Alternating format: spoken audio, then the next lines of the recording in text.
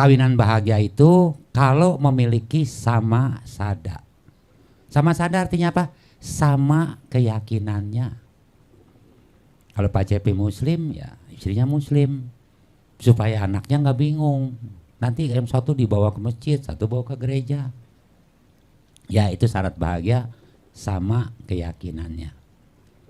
Yang kedua, sama sila. Secara moralitas, istri kita adalah orang yang sama dengan moralitasnya seperti kita. Apa itu moralitas? Di dalam sila kita tuh ada 5. 1, tidak membunuh. Apapun, bukan hanya manusia, binatang kecil pun kita tidak boleh bunuh. Kedua, tidak boleh mencuri. Mencuri dalam arti kata mengambil apa yang tidak diberikan. Karena bahasanya adina dana. Ya. Ya.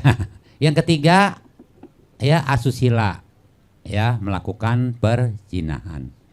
Yang keempat, berdusta. Berbohong. Bicara kasar, gosip dan sebagainya itu bagian dari kata musyawadah. Yang kelima, tidak bermabuk-mabukan. Tidak makan minuman yang memabukkan, yang melemahkan kesadaran. Nah, kalau kita seperti ini harus memiliki istri yang memiliki moralitas yang sama. Makanya sama, silanya sama, keyakinannya sama. Nah, yang Bapak tadi ngomong, yang saya jawab, itu yang ketiga, Pak. Sama caga. Sama kedermawanannya. Sama sifat sosialnya. Yang sering terjadi benturan ini dalam suami istri memang sering begitu. Kebetulan Pak Cepi yang bagian laki. Ada yang terbalik. Ibunya senang beramal, suaminya yang ngomel-ngomel. Karena tidak ada caga. Tidak ada sifat kedermawanan, gak ada sifat sosial. Ya, baru yang keempat, sama apanya. Sama kebijaksanaannya. Pak Cepi bisa membedakan mana baik, mana buruk, mana benar, mana salah. Ketika bijaksananya memiliki pandangan benar, istri juga seperti itu, tahu arti beramal, tahu arti berdana, memberi pasti menerima, mungkin nggak akan terjadi pertentangan. Ya, saya tanya nih, orang yang paling kaya itu seperti apa coba? Yang memiliki harta sampai berapa triliun miliar. Padahal sederhananya itu, orang disebut kaya kalau bisa memberi, udah intinya gitu. Kalau Bapak Ibu punya uang miliaran tapi tidak pernah memberi sedikit pun, berarti Bapak Ibu belum kaya. Karena masih kurang, masih terus mau ngambil. Tapi walaupun Bapak Ibu punya 10.000, tapi mau memberi 1.000, Bapak Ibu berarti sudah jadi orang kaya. Itu syarat kita dikatakan orang kaya. Kaya berarti sudah bisa memberi. Karena di sini nilai pahalanya bukan dilihat dari besar, kecil. Tetapi berapa kekayaan kita. Kalau Bapak Ibu punya uang 100.000, bisa berdana 50.000, itu harta kekayaan Ibu separuh yang diberikan. Tetapi yang punya 1 juta sama memberikan 50.000, nilai jadi kecil. Karena hanya sekian persen. Ya, jadi biasakanlah memberi walaupun sedikit. Nah, karena istri kita tidak mau mengerti kita, coba Pak Cepi mengerti dulu istri kita. Karena kita paling menderita deh kalau mau merubah orang. Nggak gampang loh merubah orang itu. Betul nggak? Kalau kita belum bisa merubah dia, istri kita jadi seperti apa yang kita mau, cobalah kita berubah dulu menjadi istri kita yang mau. Begitu. Ya, ayah udah bilang pelan-pelan. Dan juga jangan berbohong. Nggak boleh kita nyumpet-nyumpet memberi, isi kita nggak tahu gitu. Nanti kalau ketahuan malah jadi ribut besar. Tapi ajarkan dulu sistem tabur tuanya. Bahwa kalau kita memberi, kita pasti menerima. Tidak ada kita bisa panen tanpa menanam. Seperti padi itu. Toh baru kita panen setelah kita menanam. Sistem tabur tuanya berjalan. Ajarkan berapa pentingnya kita berdana. Kadang-kadang kita lagi seperti ini nih. Kalau di jalanan Bapak Ibu ada pengamen datang, ya kita kan lagi makan tuh, ya suka kadang-kadang suka kesel gitu kan ya. Padahal di saat pengamen itu datang kita makan bukan suatu hal yang kebetulan. Mungkin saat itu Tuhan menyuruh kita beramal melalui si pengamen ini. Utusannya datang, Makanya disiapkan uang 2000-an mungkin di meja karena mungkin tangan kita kotor. Datang pengemis karena orangnya muda, sehat, kita ngomel. Wah, muda-muda minta-minta. Nggak ngasih, ngomel lagi. Padahal bukan kebetulan juga saat yang timing itu dia datang ke tempat kita disuruh beramal. Ya sudahlah, cabut uang 1000, 2000. 1000, 2000 nggak bakal bisa bikin miskin bapak ibu kali. Juga uang segitu nggak bikin kita kaya. Tetapi dia kumpul-kumpul mungkin bernilai loh. Karena uang 100.000 kurang 2000 nggak jadi 100.000 juga kan. Nah seharusnya, oh terima kasih nih. Ya, sedangkan saya mau cari ladang aja buat menanam semuanya keramik. Ini tiba-tiba ladangnya datang. Ya kita terima kasih dong. Udah kita menanam. Ya, jadi saya ajarkan ada satu cerita. Kalau mau robah orang, ini cerita ya. Saya baca ini bagus sekali cerita ini. Ada anak kecil. Setiap hari kerjanya makan garam. Nggak mau tahu, makan garam pokoknya. Sampai ibu bapaknya tuh sudah capek hati kasih nasihat, nak jangan makan garam lagi. Tetap dia makan garam. Akhirnya dia bawa kemana? Ke Mahatma Gandhi. Tahu tokoh Gandhi di India terkenal ya. Dengan ajaran ahimsa tanpa kekerasan. Datang. Ini Pak, anak saya tiap hari kebiasaannya makan garam. Saya sudah kasih tahu tiap hari berkali-kali. Dan anak ini tidak mau berhenti makan garam. Oh ya, kata Mahatma Gandhi, nanti Bapak seminggu lagi balik ke sini. Nah, seminggu kemudian anak itu kembali. Masih makan garam. Gandhi cuma tepuk pundaknya, nak, mulai hari ini kamu jangan makan garam ya. Sejak anak itu tidak makan garam. Sejak hari itu anak itu tidak makan garam lagi. Dan ibu bapaknya heran. Di mana rahasianya? Kok cuma ditepuk doang nak ya makan garam, tidak makan garam. Mahatma Gandhi bilang, waktu anak itu datang hari itu, saya tidak bisa memberi nasihat kepada anak itu karena saya masih makan garam, kata Mahatma Gandhi. Disuruh dia kembali seminggu, Mahatma Gandhi 1 minggu tidak makan garam. Baru anak itu dibilang gak makan garam, dia tidak makan garam. Nah, itu sama saya bilang, kalau belum bisa merubah seperti apa yang kita mau, cobalah kita berubah seperti apa yang istri kita mau dulu. Pelan-pelan dia diajarkan arti daripada memberi, arti berdana, arti menanam, supaya tabur tuanya berjalan. Tidak ada orang panen tanpa menanam, tidak ada orang kaya tanpa memberi. Ya, ini kita tidak bisa berbicara bahagia, kekayaan datang dari langit. Wah, Tuhan kasih kita bahagia, tidak. Kebahagiaan harus kita usahakan. Kita perjuangkan untuk hidup bahagia. Ya, itu aja jawaban saya. Terima kasih. Romo, udah saya persilahkan, silakan. Oh iya, silakan. Romo itu kalau dikasih minum nggak dipersilahkan, tidak mau minum. Karena kalau tidak dipersilahkan, mencuri. Itu melanggar sila yang kedua. Jadi sebetulnya Pancasila itu ada di Dhammapada. Saya belajar Dhammapada, ketemu Pancasila itu, yang 5 sila tadi itu. Makanya kalau Romo dikasih minum, dibiarkan aja kalau belum dipersilakan. Karena kalau belum dipersilakan minum, itu sudah mencuri. Sedemikian lembutnya ya, ajaran leluhur kita itu, siapapun itu, dan luar biasa. Makanya saya tidak pernah alergi belajar dari siapapun.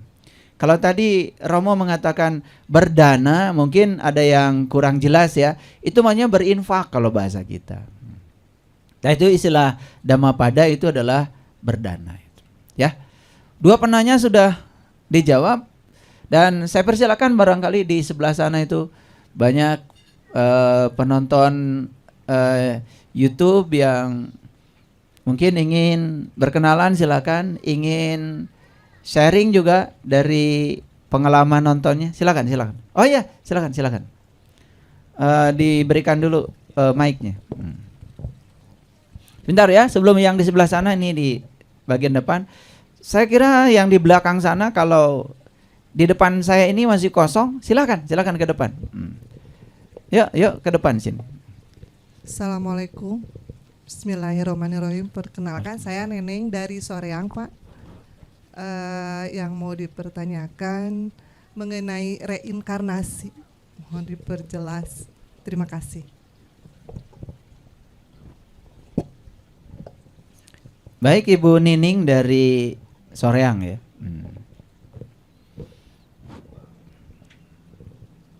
Reinkarnasi itu ranahnya sekarang sudah bukan ranah keyakinan. Itu sudah ranah sains, sudah ranah hukum alam. Jadi mau yakin atau tidak yakin, hukum alam tidak pernah berhenti oleh keyakinan kita.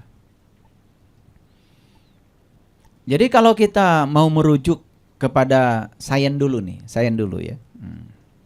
Sederhana saja. Ibu Nining kan tiap hari minum. Oke. Tahu nggak air yang diminum itu dari mana?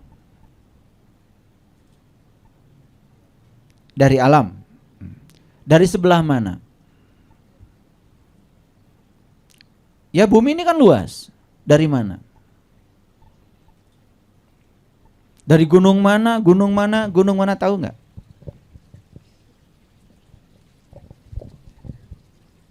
Mohon diperjelas aja sama ayah. Enggak, ini dialog dengan saya. Boleh. Yang jelas kita tidak pernah tahu kan, Iya. air yang saya minum ini dari gunung mana. Iya. Air ini kan sebetulnya umurnya sudah tua. Iya. Alam semesta ini umurnya 13,6 miliar tahun hari ini. Dan sejak air tercipta, air itu kan berpindah dari satu tempat ke tempat yang lain. Bahkan kita mungkin tidak tahu kalau air ini pernah masuk juga ke tubuh orang tua kita. Bahkan air ini pernah masuk ke tubuh dinosaurus juga kita nggak tahu. Air ini pernah masuk ke tubuh monyet, kemudian monyetnya mati, kemudian menyatu lagi dengan alam juga tidak tahu. Yang jelas, air yang kita minum ini mungkin pernah berada di tubuh-tubuh yang berbeda. Sepakat? Oke. Supaya gampang, saya tidak menjelaskan pakai keyakinan dulu. Kita bicara pakai sains, supaya gampang. Mungkin nggak air ini keluar dari tubuh-tubuh yang sudah meninggal? Mungkin. Dan air ini kemudian kita minum. Dan kemudian setelah kita minum, maaf, jadi saripati. Bagi perempuan jadi sel telur, bagi laki-laki jadi sel sperma. Kemudian keluar lagi kan tubuh baru. Dan tubuh ini suatu saat juga akan mati. Dan semua akan terurai lagi. Unsur air menyatu dengan air, unsur tanah menyatu dengan tanah, unsur api menyatu dengan api, unsur udara menyatu dengan udara. Bahkan kalau orang yang sudah berkesadaran, unsur kekosongan pun akan menyatu dengan kekosongan. Karena apa? Air itu adalah molekul H2O. Ada 2 atom H, ada 1 atom O. Ternyata atom itu isinya ruang kosong. 99,99% atom itu ruang kosong. Jadi sebetulnya yang disebut dengan materi itu dalamnya juga bukan hanya 4. Ada udara, ada air, ada api, ada tanah, ada juga ruang kosong. Dan ruang kosong itu ruang energi, ruang kesadaran, ruang kehidupan. Dan semua manusia mengambil kehidupan dari ruang kosong ini. Betul apa tidak? Jadi sebetulnya siklus itu terjadi di dunia materi. Jadi dunia materi itu mengalami siklus. Yuk kita sekarang pahami. Kita nanam singkong. Siapa tahu di tempat di mana singkong itu ditanam pernah ada orang menguburkan bangkai binatang? Atau ada leluhur-leluhur kita yang dulu kemudian terjadi bencana, tubuhnya yang sudah menyatu dengan tanah kemudian diambil lagi oleh singkong, dan kemudian singkongnya dimakan oleh kita, dan kemudian akan jadi saripati lagi, kan keluar jadi tubuh baru. Dan siklus materi itu tidak pernah berhenti, akan terus menerus berjalan. Bukankah itu siklus? Jadi kalau kita tidak bisa menerima istilah reinkarno, karno itu daging sebenarnya. Reinkarno itu sebetulnya kembali ke daging. Siapa yang kembali ke daging? Ya tentu saja jiwa. Dan jiwa itu kan mengalami evolusi juga. Mungkin saja satu jiwa itu tidak selesai di kehidupan yang sekarang. Maka dia harus terlahir lagi kembali. Karena siapa yang siap terlahir, maka dia akan harus siap mati. Karena kelahiran dengan kematian itu dua sisi kebenaran. Akan selalu berpasangan. Sekarang sederhananya begini. Ada jiwa yang kotor, kemudian mati. Kemudian jiwa itu karena saking kotornya kemudian masuk ke dalam neraka. Seumur-umur jiwa itu disiksa dalam neraka. Di mana letak keadilan Tuhan? Betul nggak? Sedangkan di Quran dikatakan, "Famay ya'mal misqala dzarratin khairan yarah, wa may ya'mal misqala dzarratin syarran yarah." Kalau kita nyubit, di mana kita nyubit? Di kehidupan kan? Kan nggak mungkin kita dicubit di alam gaib. Kalau dicubit di alam gaib nggak kerasa dong. Karena cubitan itu baru terasa oleh kita manakala kita punya tubuh. Betul nggak? Jadi kalau kemudian pembalasan itu dilakukan saat kita tidak punya tubuh, tidak adil karena tidak akan terasa.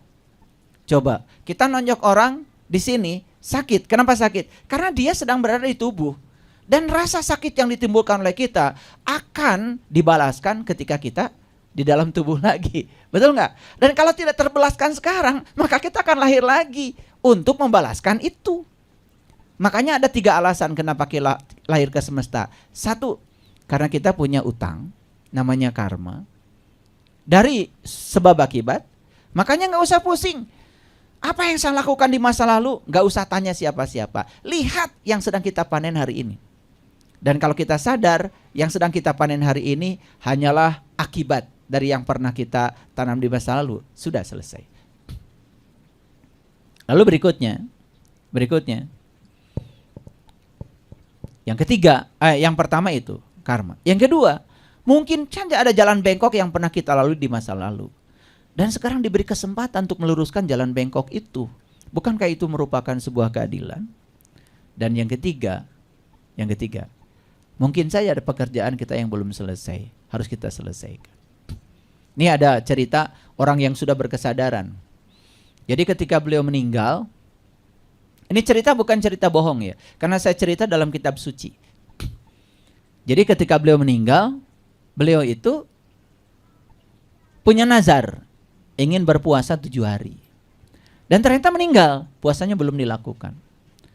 Ternyata beliau saat lahir lagi ke dunia ini, itu tidak bisa masuk makanan dan minuman selama 7 hari. Tetapi tidak mati. Bahkan sekarang menjadi seorang yang memberikan kesadaran di mana-mana. Ketika ditanya setelah berkesadaran, kenapa Anda dulu waktu lahir ke dunia itu 7 hari Anda itu tidak makan dan minum dan tidak mati? Beliau mengatakan, waktu saya mati, saya punya nazar akan puasa 7 hari. Dan saya terlahir lagi ke dunia meneruskan puasa saya yang 7 hari untuk membebaskan nazar saya. Coba, udah sampai di tingkatan itu orang yang berkesadaran. Ya, jadi kalau tidak kita bisa menerima konsep reinkarnasi, sudah sederhanakan saja bahwa siklus materi maupun siklus energi itu ada. Dan siklus akan berjalan secara terus-menerus. Ya, oke. Terima kasih Pak. Romo ada yang menambahkan? Ya, silakan.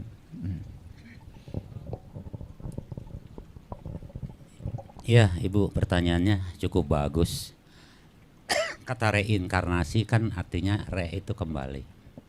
Jadi ada kesan kalau berbicara ruh itu namanya menitis. Menitis itu artinya masuk ke dalam tubuh-tubuh yang kosong kan. Karena kita mengenalnya seperti itu. Tapi dalam Dhamma Buddha bukan itu sebetulnya. Maka dikatakan hukum punabawa. Punabawa adalah proses kelahiran kembali berdasarkan kesadaran.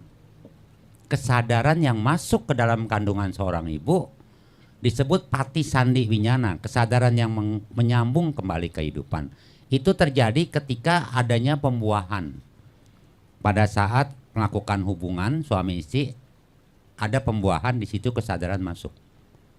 Makanya berbeda kadang-kadang di setiap konsep ajaran itu suka berbeda. Saya menjelaskan berdasarkan versi Dharma kita. Ya. Saya tanyalah Bapak Ibu sekarang nih, yang paling gampang. Bapak Ibu ini sekarang menjadi orang Muslim, itu memilih nggak? Apa karena terlahir emak bapak kita sudah Muslim? Nggak memilih kan? Ya sudahlah, emak bapak saya begini. Sama yang Hindu juga. Saya juga sama, kok lahir jadi orang Tionghoa. Kenapa nggak jadi orang Bandung, jadi orang Muslim? Artinya kita tidak bisa memilih kelahiran kita. Jadi anak siapa, lahir di mana, agama apa. Agama mungkin bisa berubah kalau kita belajar. Tetapi kelahiran nggak bisa. Maka di sini ada namanya Brahma Wihara Parana. Ya, aku adalah pemilik atau pewaris dari perbuatanku sendiri. Terlahir oleh karena perbuatanku sendiri. Terlindung oleh perbuatanku sendiri. Berhubungan oleh perbuatanku sendiri.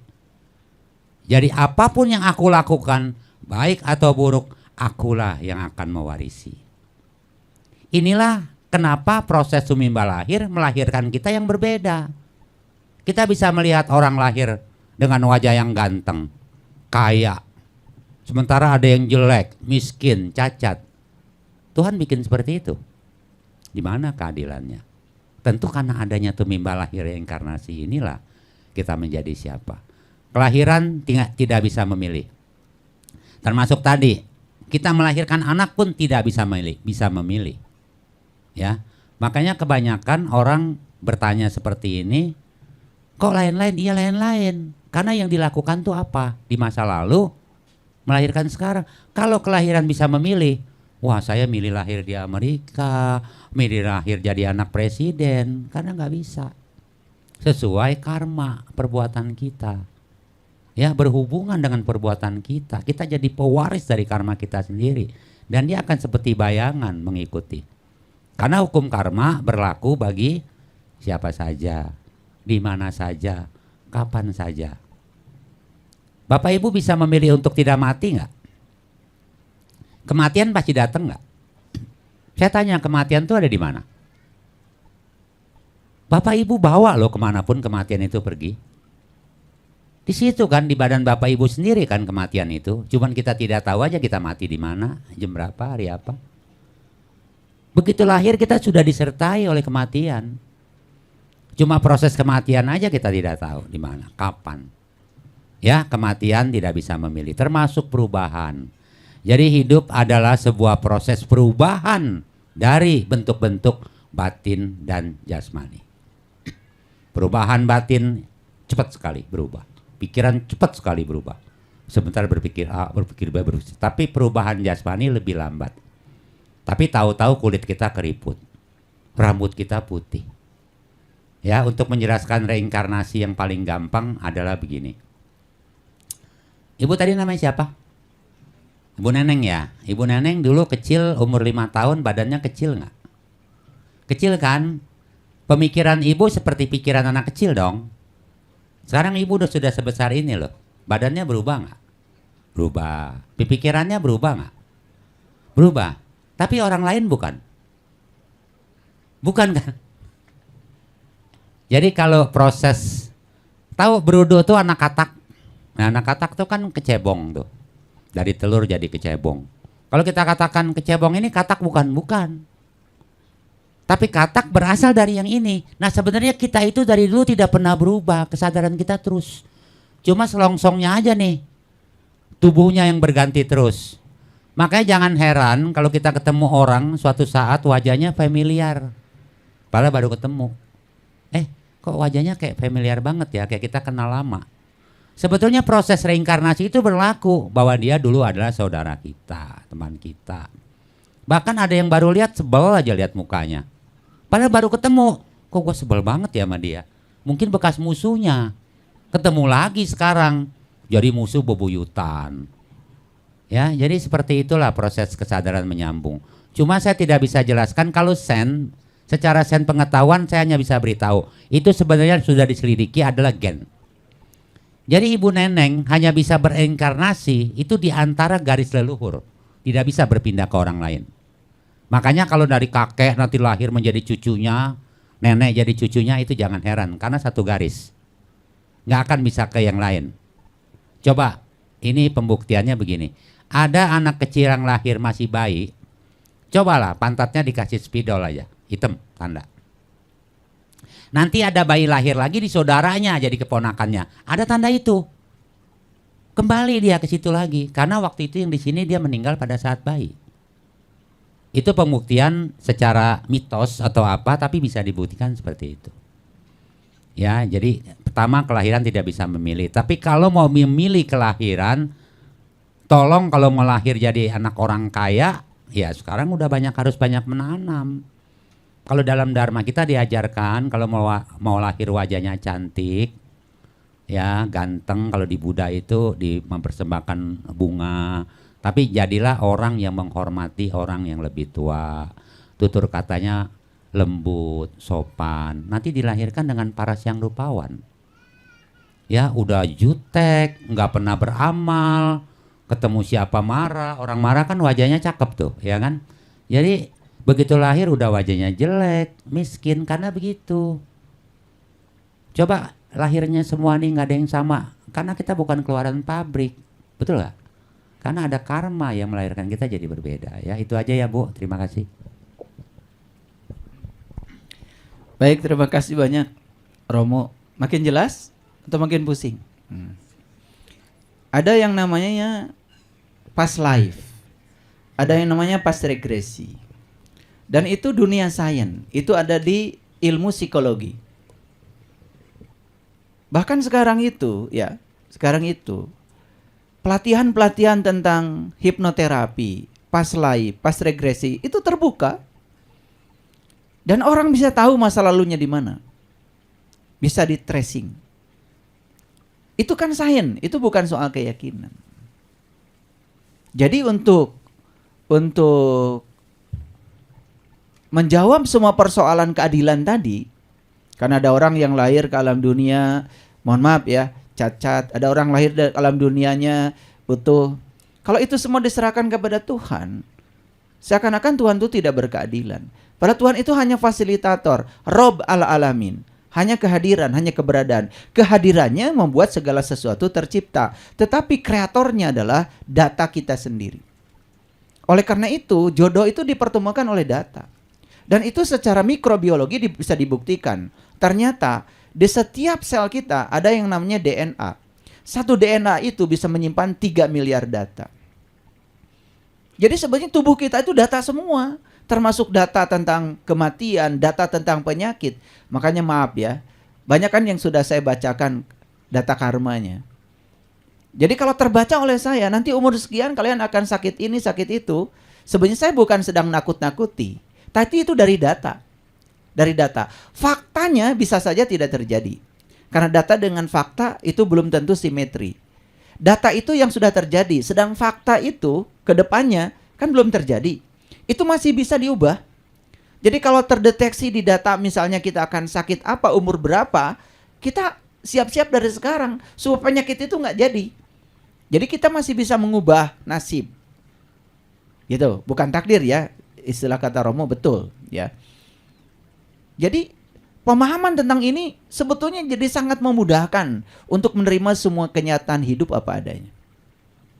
Dan itu pentingnya kita memiliki pemahaman yang lebih luas. Nah, kalau saya berbicara ayat per ayat, wah itu ribuan ayat tentang siklus kehidupan.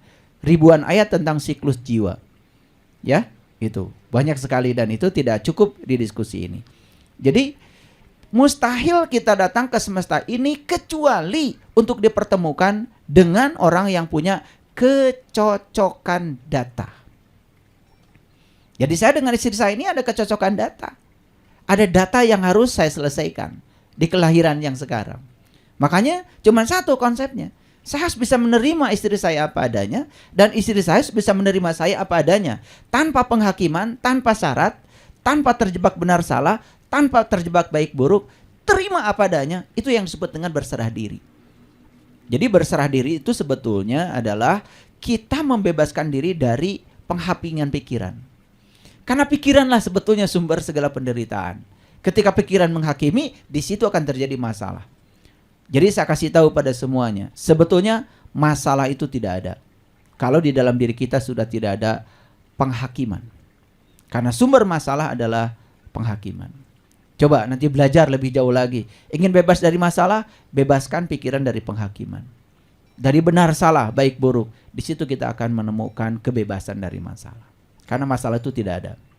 Oke, karena sudah ada aba-aba dari panitia, sudah 3 pertanyaan, berat-berat semuanya, dan sudah kita selesaikan. Ya, semoga pertanyaan dari yang lain juga yang mungkin ingin menanyakan hal yang sama sudah sedikit terjawab. Sekali lagi terima kasih Romo. Kalau Romo berkenan mendampingi para penanya ini setelah break sholat asar, mungkin saya juga sangat senang sekali. Terima kasih. Kita break dulu. Assalamualaikum warahmatullahi wabarakatuh. Waalaikumsalam warahmatullahi wabarakatuh.